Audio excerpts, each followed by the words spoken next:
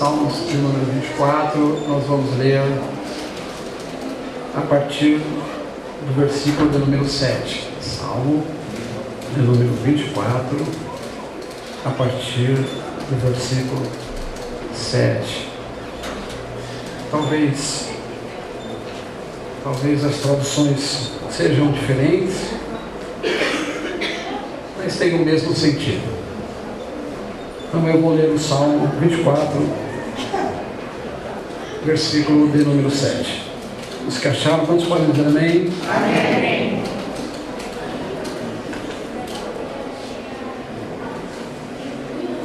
Levantai, ó porta, as vossas cabeças, levantai-vos, ó entradas eternas, e entrará o Rei da Glória. Quem é o Rei da Glória? O Senhor forte e poderoso, o Senhor poderoso na guerra.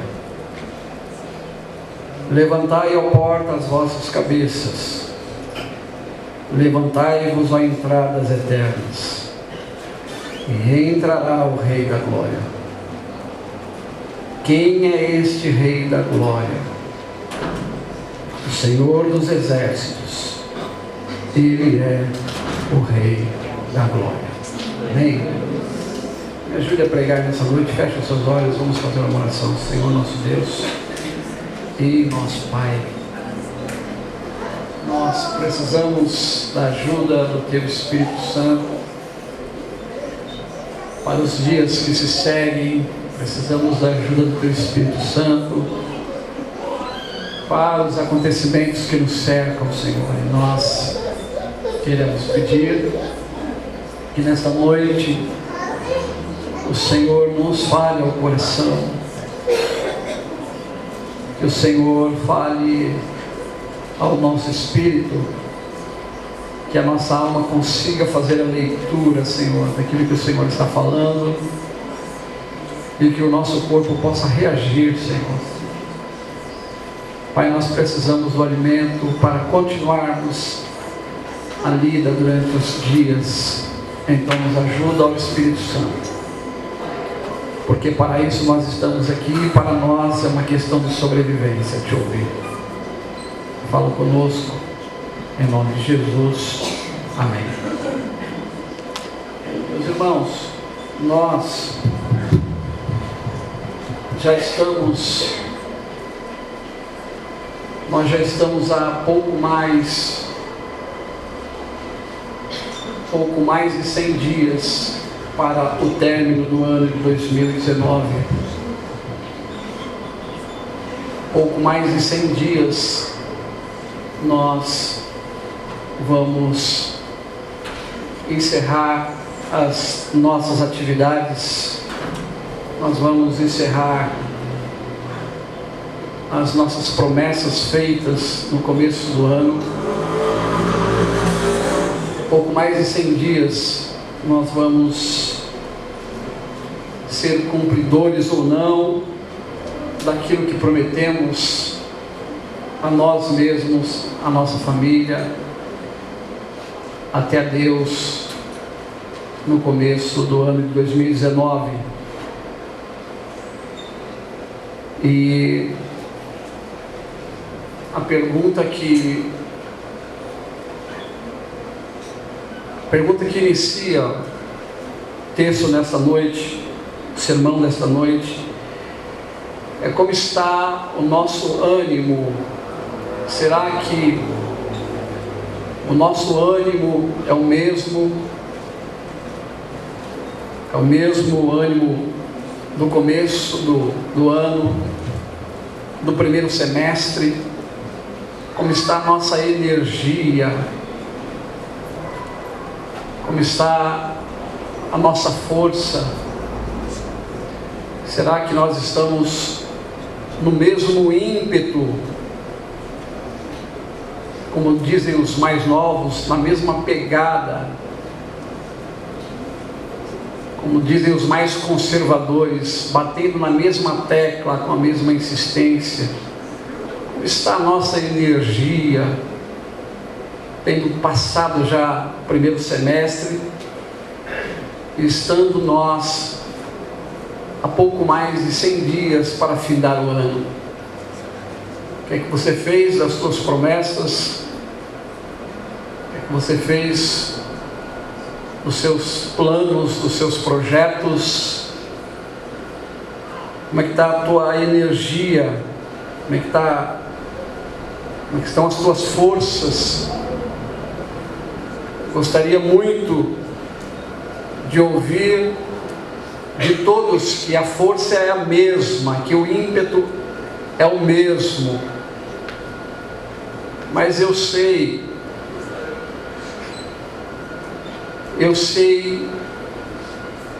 por conhecimento próprio e por ouvir muitas pessoas ao meu redor, que o ânimo já não é mais o mesmo, que as forças já não são mais as mesmas, que o ímpeto não são mais os mesmos, apesar do sorriso, apesar do cumprimento alegre,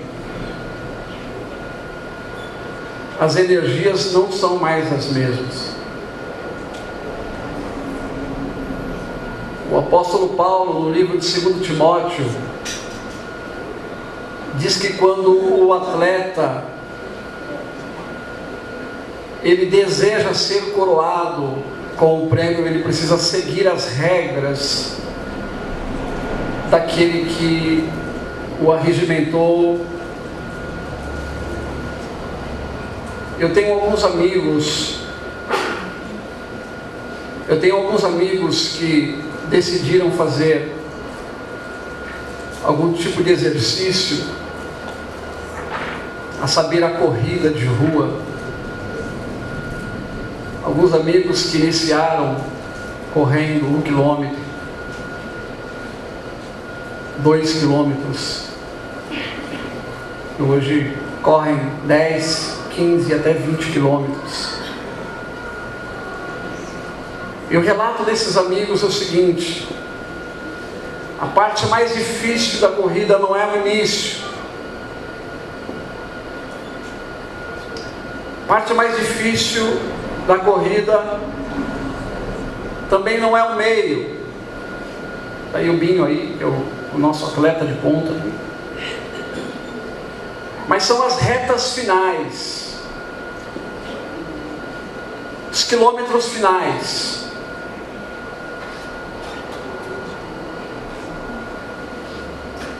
Nós temos relatos históricos de Olimpíadas de pessoas que chegaram tropegando nas retas finais. Algumas precisaram da ajuda de alguém, porque começar não é difícil. Começar não é difícil. No meio a gente consegue respirar, mas são os últimos quilômetros onde os pés começam a doer, as pernas começam a ficar bamba, a mente começa a entrar em confusão.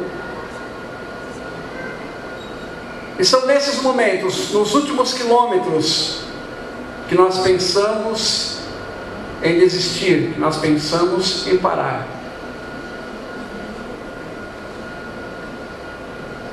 Então, faltando pouco mais de 100 dias para o término do ano, pergunto novamente: como estão as tuas forças?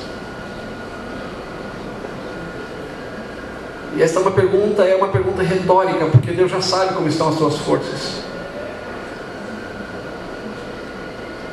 E eu tenho sido rodeado de pessoas que têm dito que estão cansadas. Tenho sido rodeado de pessoas das mais variadas faixas etárias, que têm dito que estão cansados por algum motivo. pelas circunstâncias da vida, também pelas lutas espirituais. Eu encontro adolescentes dizendo que estão cansados, enfadados. Encontro pessoas de meia idade. Encontro pessoas maduras dizendo que estão cansados. Porque nós temos corrido absurdamente. E eu queria falar com vocês nesta noite sobre um Deus que conhece a nossa estrutura. Queria falar a vocês nessa noite sobre um Deus que conhece os nossos dias, que não ignora as nossas fraquezas, as nossas fragilidades. Muito provavelmente, este salmo que nós lemos se refere ao momento em que Jesus foi assunto aos céus. Jesus, quando estava no caminho do Gólgota, levando sobre os seus ombros uma pesada cruz, ele também se cansou. O texto sagrado vai dizer que o seu cansaço foi tão grande que ele precisou de alguém que o ajudasse a levar a cruz. Que ele precisou de alguém que o ajudasse a levar a cruz. Passava pelas imediações um homem que a Bíblia chama de Cirineu, porque vinha da cidade de Cirene, talvez para comprar algumas coisas ou para participar de algumas festas de Jerusalém, e aquele homem é constrangido a levar a cruz de Cristo. Cristo vai para o Calvário, e lá no Calvário ele entrega a sua vida pela humanidade.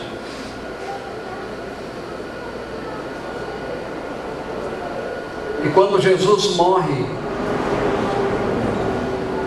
não termina aí a sua missão e não termina aí a história da igreja, mas se inicia aí o processo, se inicia aí a caminhada da igreja.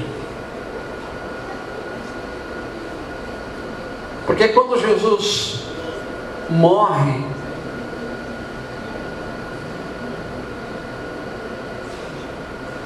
seus discípulos e as pessoas que estão seguindo a Jesus são apresentadas como pessoas que estão pelo menos com 3 características diferentes. Quando Jesus morre, uma parte dos seguidores de Jesus ficaram com dúvidas se de fato eles eram filhos de Deus, e saíram para fazer as suas coisas. Quando Jesus morre, uma outra parte dos discípulos de Jesus ficam com as suas mentes perturbadas a respeito das promessas de Deus e tudo aquilo que Ele havia prometido. Quando Jesus morre, uma outra parte dos discípulos de Jesus ficam com medo, extremamente amedrontados, porque eles perseguiram a Jesus e iriam agora empreender uma perseguição contra os discípulos de Jesus. Então, quando Jesus morre, Jesus deixa aí seus discípulos, e essas 3 características estão permeando a mente dos discípulos. Será que de fato somos filhos? Será que a promessa era verdadeira? Será que nós vamos morrer nas mãos dos nossos algozes? nas mãos dos malfeitores.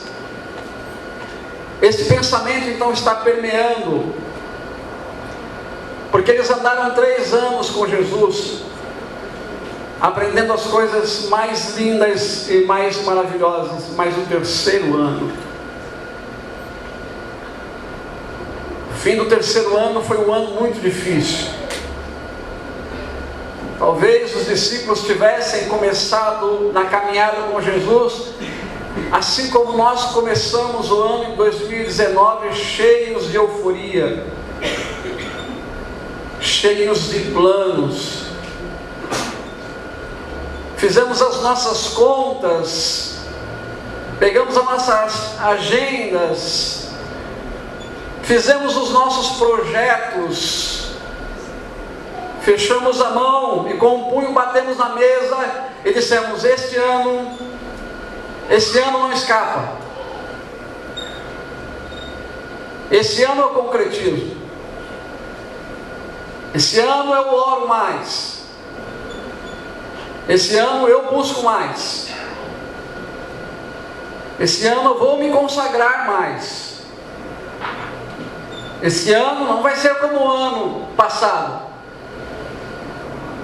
vou fazer uma entrega maior, vou me aplicar mais às coisas de Deus. Quem sabe os discípulos começaram o 1º ano da caminhada com Jesus cheio de expectativas, assim como nós começamos este ano cheios de expectativa.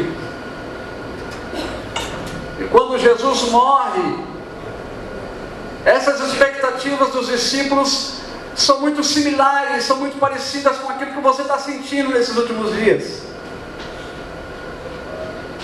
E é claro que não é bom falar sobre isso. É bom falar quando nós estamos bem espiritualmente.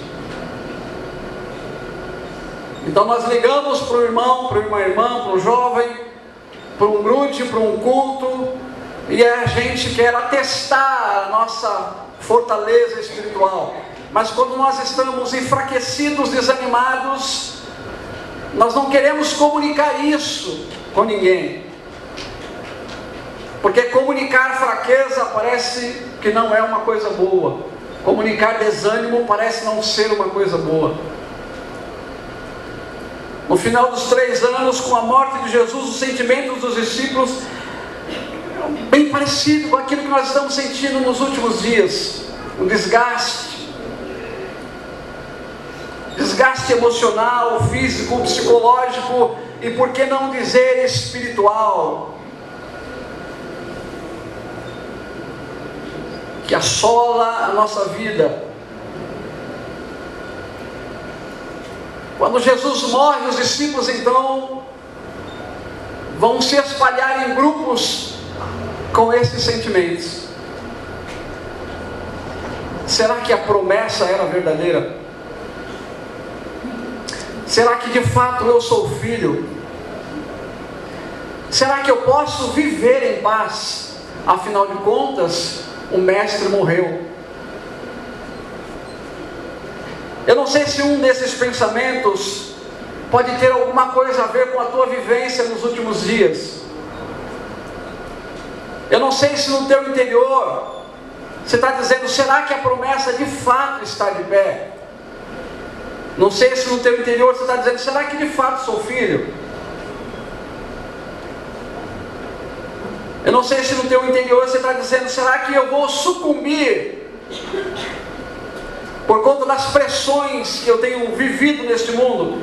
Essas eram as preocupações que os discípulos estavam vivendo. Jesus morreu na sexta-feira, mas o domingo chegou.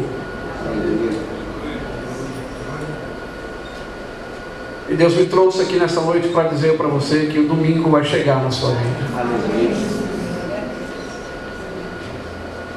O domingo chegou. Jesus ressuscitou. Quando Jesus ressuscitou, Ele foi visto em primeiro lugar não por um dos seus discípulos, não por Pedro, não por um mestre da sinagoga ou por qualquer outra pessoa. Ele foi visto em primeiro lugar por uma mulher, Maria. Jesus ressuscitou e disse para Maria: Maria. E Maria olhou para Jesus. O texto sagrado diz que com pressa ela se aproximou e tentou agarrá-lo. Algumas tradições vão dizer que ela agarrou os pés de Jesus, nas pernas de Jesus. Ele disse: Maria, não me toque, porque eu ainda não fui glorificado. Maria, eu conheço as tuas necessidades, mas espera um pouquinho, porque eu ainda não fui glorificado. Mas faça um favor, Maria, vai e diga aos discípulos que você me viu. Diga que o teu mestre ressuscitou. E Maria sai correndo, avisando aqueles a quem ela tinha alcance sobre o Cristo que havia ressuscitado. E esse Jesus que planeja, que tem uma estratégia de entregar a sua vida, esse Jesus que tem uma estratégia de dar a sua vida, morre e ressuscita, ele vai ficar aproximadamente 40 dias. Então, quando Jesus ressuscita, ele não pega sua malinha e diz assim: tchau para vocês e agora acabou. Não, Jesus ressuscitou e durante 40 dias ele começou a caminhar, procurando os seus discípulos, procurando as pessoas a quem ele conhecia. Durante 40 dias ele foi procurar esses grupos que estavam dispersos. Durante 40 dias ele foi em busca de pessoas que o tinham visto. Então ele vai visitar um grupo de pessoas que estavam com dúvidas acerca da paternidade, se de fato ele era o Deus enviado, o Emanuel.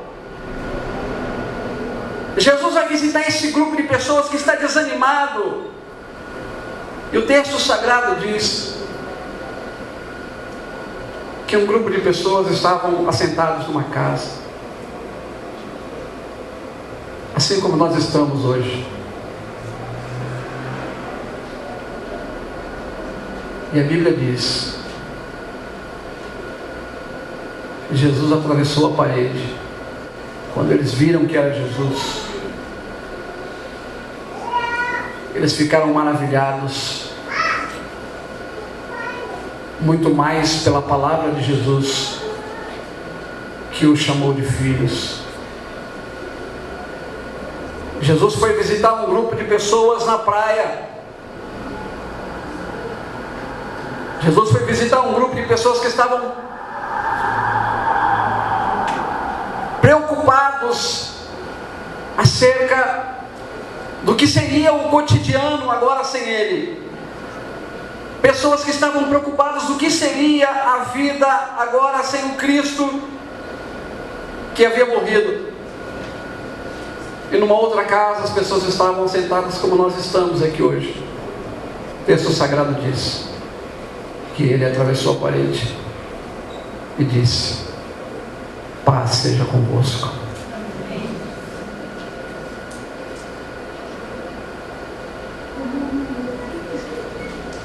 Jesus foi visitar um grupo de pessoas, de discípulos, a quem ele conhecia. E os discípulos estavam num lugar reunidos, e Jesus se apresentou a eles e disse: não temam, não temas. Jesus ressuscita, e nesses 40 dias ele sai em busca dos seus amigos, para que seus amigos tivessem certeza, compreensão de que nenhuma história qualquer seria contada, mas de que eles seriam testemunhas vivas de que ele havia ressuscitado, de que o Cristo estava ressurreto agora. Então os discípulos recebem ali uma injeção de ânimo, porque aqueles que tinham dúvidas acerca da paternidade ouviram Jesus aparecer e dizer: filhos. Aqueles que tinham dúvidas acerca da paz, Jesus se apresentou e disse: deixo-vos a paz. Aqueles que estavam com medo, Jesus apareceu e disse: não temas. Foi o suficiente para esses homens retomarem o fôlego e caminharem até o resto de suas vidas. Era o oxigênio que aqueles homens estavam precisando. Era a força que aqueles homens estavam precisando. Rever o seu mestre. Alguém que tinha muita dúvida acerca da ressurreição de Cristo, Cristo aparece. Ele diz assim: eu estou aqui. Olhe para as minhas feridas. Pode tocar nas minhas feridas. E Tomé toca as feridas de Jesus, cai de joelhos e diz: o Senhor é Deus, o Senhor é Deus. Era esta energia, era esse fôlego que os discípulos precisavam para terminar aquele ano.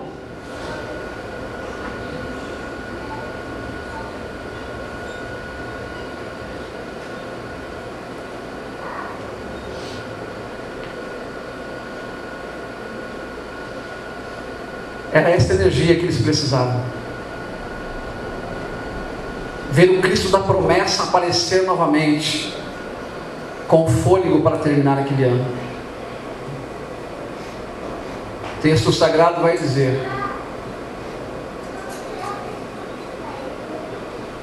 que Jesus reúne os seus discípulos e os seus amigos, cerca de 40 pessoas, cerca de 40 dias, cerca de 500 pessoas. Ele reúne essas 500 pessoas com uma última mensagem. A última mensagem é: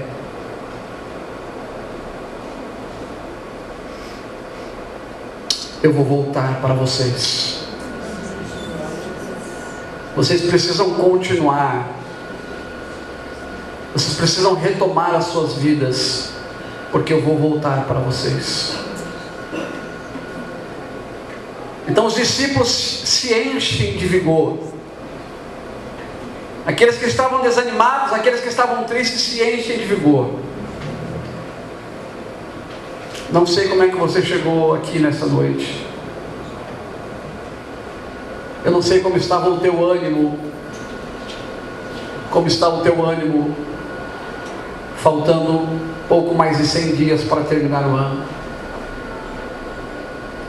Mas eu queria lhe dizer nesta noite que apesar das circunstâncias, apesar das lutas, das tribulações que você tem enfrentado, que eu tenho enfrentado, que a igreja tem enfrentado, o nosso Jesus está vivo, com as mesmas palavras que ele disse aos discípulos, com as mesmas palavras: filho, não temas, eu te deixo a minha paz. Filho, não temas, eu te deixo a minha paz. O que mais nós precisamos para terminar o ano de 2019? O que mais nós precisamos para fazer com que este trimestre, último trimestre, seja um respirar,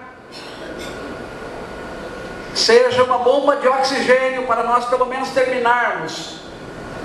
Eu sei que tem gente muito ansiosa, pensando já em 2020, Mas primeiro nós precisamos terminar este ano. E a tua vinda aqui nesta noite não foi em vão. Deus te trouxe aqui nesta noite porque Ele conhece a sua estrutura. Porque Ele sabe bem quem é você. Porque Ele sabe bem quem você é. E Ele quer te dar forças para caminhar esse restante de ano. Por isso te trouxe aqui nesta noite. Te trouxe aqui para fazer com que a canção que foi cantada aqui nesta noite seja uma verdade na minha e na sua vida. Quando nós estamos quase sendo afogados pelas águas, Ele nos traz à tona para respirar. Aquele fôlego que nós precisamos, Deus tem para que nós possamos terminar este ano de 2019. Mas, irmão Júlio, por que você leu o Salmo de número 24? Porque o Salmo de número 24, ele vai tratar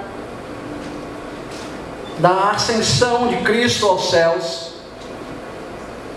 Quando Ele chama os seus discípulos, cerca de 500 pessoas estão olhando para Ele. Ele vai se despedir dessas pessoas. Essas pessoas o estão olhando como eles ouviram, é a mesma imagem. O texto sagrado diz: fique comigo nessa mensagem. Fique comigo. Fique comigo nessa mensagem. Jesus começa a ser assunto aos céus, e o texto sagrado diz que aos poucos Ele vai desaparecendo dos olhos dos seus amigos. Você se lembra que Ele disse para Maria: Maria, não me toque, porque eu ainda não fui glorificado. Esse é o momento em que Cristo vai ser glorificado. Cristo está sendo assunto aos céus, está subindo aos céus. E quando Ele some da visão, da ótica humana, e começa a adentrar uma visão, a um plano espiritual, ali começa o estado de glorificação. As vestes que ele estava trajando foram revestidas de incorruptibilidade. Os seus olhos se tornaram, como descreve João no livro de Apocalipse, os seus olhos se tornaram como chamas de fogo. Seus lábios, a sua palavra, eram como o som de muitas águas. Os seus pés como um latão reluzente. E Ele vai chegar desta forma até os céus. Foi por isso que nós lemos o versículo 7, 8, 9 e 10. Porque esse Cristo vai aparecer agora nos portais celestiais. Não é mais o Cristo que estava moribundo na cruz. Não é mais o Cristo que estava com sangue e poeira no rosto. Não é mais o Cristo que estava cambaleando. Não é mais o Cristo que estava sem forças na cruz. Quem está diante dos portais celestiais agora é um Cristo glorificado.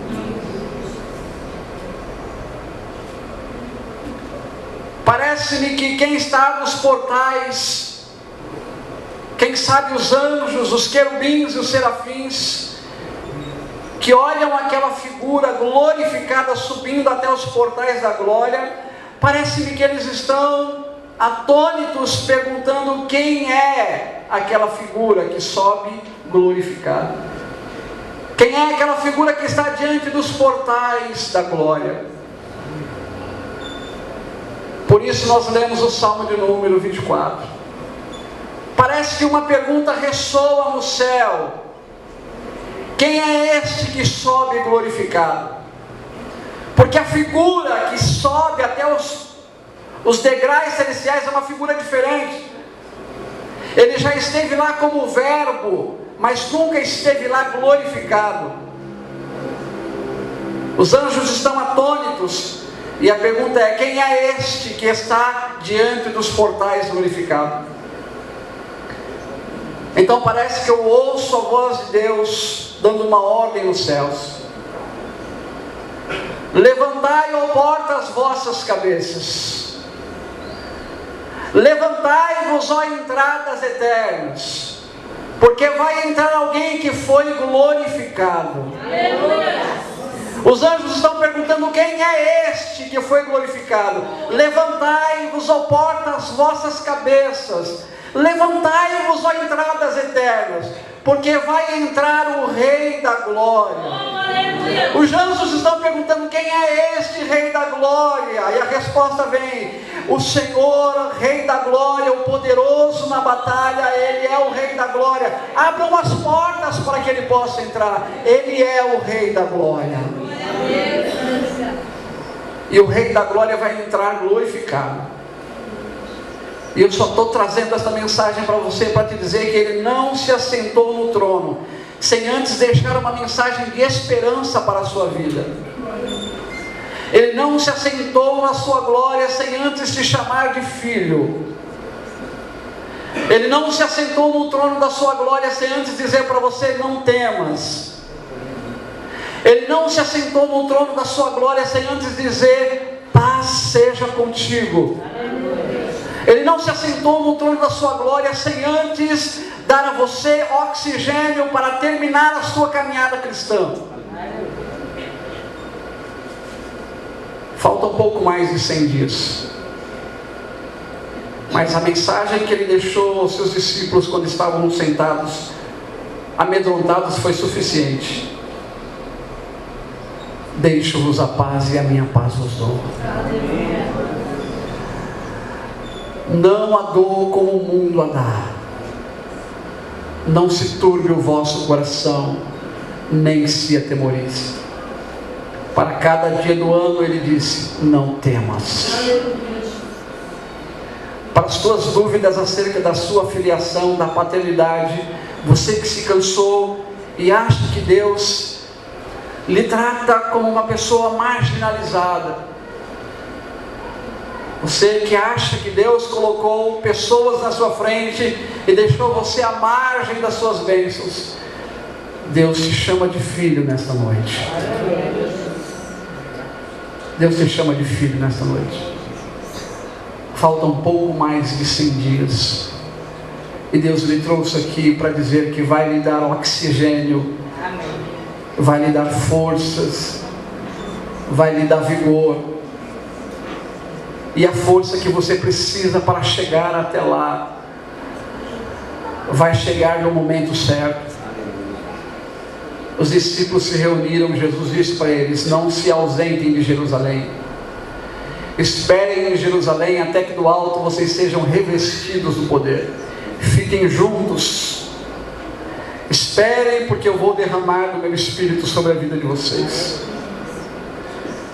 O Espírito Santo mais tarde vai ser derramado no livro de Atos capítulo 2. E é o oxigênio que a igreja precisa para caminhar. O oxigênio que você precisa para caminhar está aqui nesta noite, que ele se chama o Espírito Santo de Deus. Você não precisa de um culto afogueado.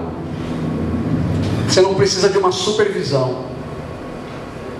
Você precisa ouvir o que Deus disse para os seus discípulos: filho, não temas, eu te dou a minha paz.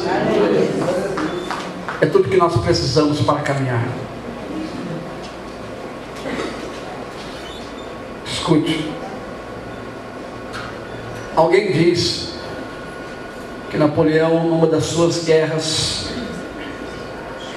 eu acho que já trouxe esta ilustração aqui, mas quero fazer novamente.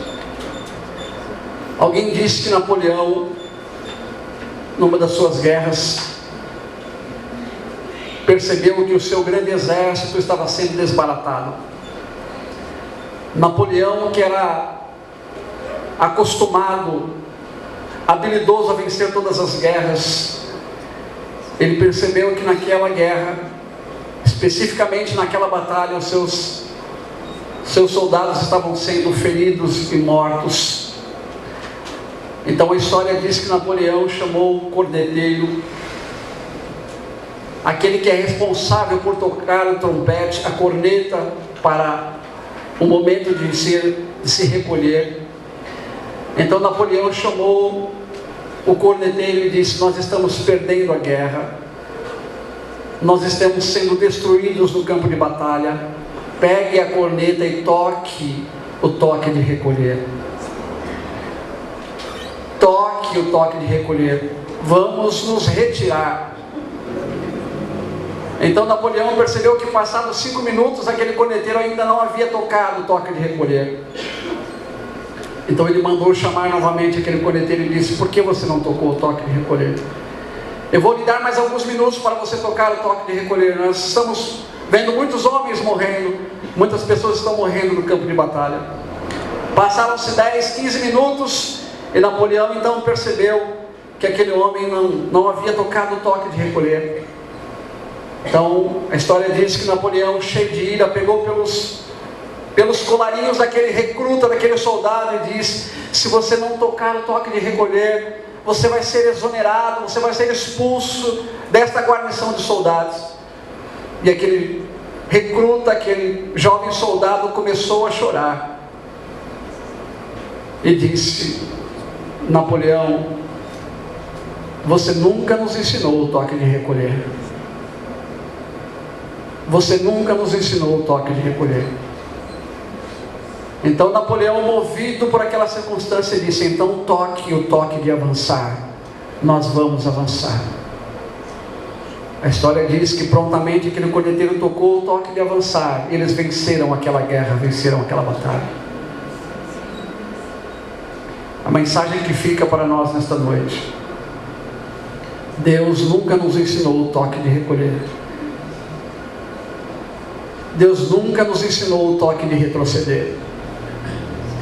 A despeito do seu desânimo, a despeito das tuas baterias estarem fracas, a despeito dos teus ânimos estarem quase na lona,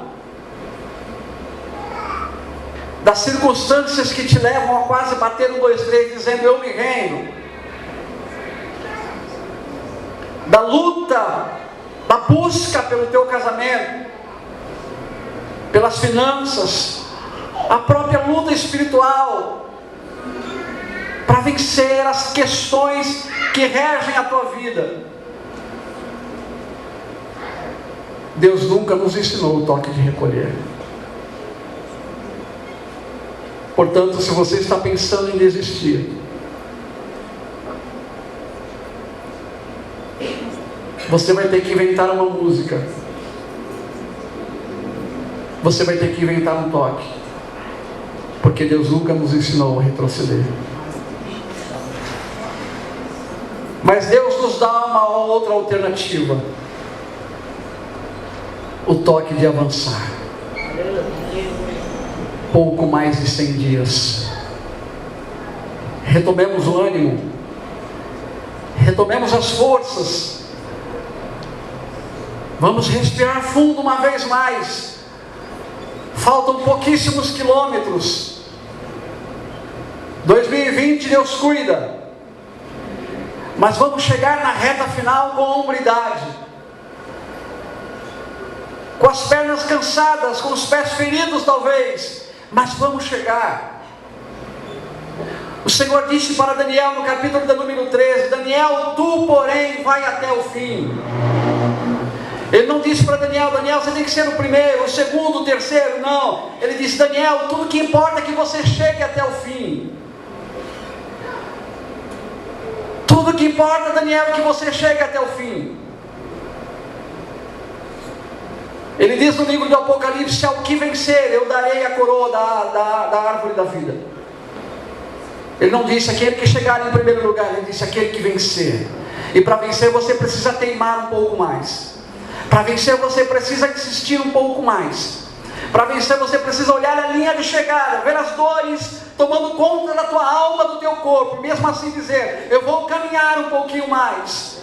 É ver a linha de chegada, ver a tristeza muitas vezes assolando a tua casa, a tua família, o teu casamento, mas mesmo assim dizer, eu vou caminhar um pouco mais, eu vou insistir um pouco mais na oração, eu vou insistir um pouco mais na minha vida regrada com Deus, eu vou insistir um pouco mais. Tudo que nós precisamos é olhar na direção que é a linha de chegada. Uma coisa que me chama a atenção são os organizadores. Já estou terminando. Os organizadores desses eventos colocam sempre uma pessoa nas retas finais com um copo d'água. Se você já viu esta cena, você sabe do que eu estou dizendo. O camarada está correndo alguns quilômetros, de tempo em tempo, de ponta em ponta, alguém estende a mão para dar um copo d'água. De tempo em tempo, alguém estende a mão para dar um copinho d'água. Às vezes não dá tempo de dar um pouco d'água, então joga para refrescar. De tempo em tempo. De tempo em tempo. À medida que você vai correndo e vai se cansando, de tempo em tempo, o Espírito Santo aparece. Ele dá um copo d'água e diz, filho, caminha um pouquinho mais. E você vai caminhar e o cansaço vai tomar conta de você, mas em tempo alguém vai estender a mão, jogar uma água fresca em você, e você vai dizer no meio da caminhada, é tudo que eu precisava desse refresco. E aí aparece um sirineu, sabe daquele homem que ajudou Jesus a levar a cruz? É quando você não aguenta mais, é quando você não tem mais condições, é quando você olha para a sua estrutura e diz, Deus, eu não tenho mais condições. Aí aparece alguém, te coloca nos ombros e diz, eu vou te ajudar a caminhar até o Calvário, eu vou te ajudar a caminhar até o final. É só para te dizer que embora você esteja cansado, você não está sozinho. Embora as tuas baterias estejam fracas, Deus nesta noite pode dar respaldo para que você possa continuar.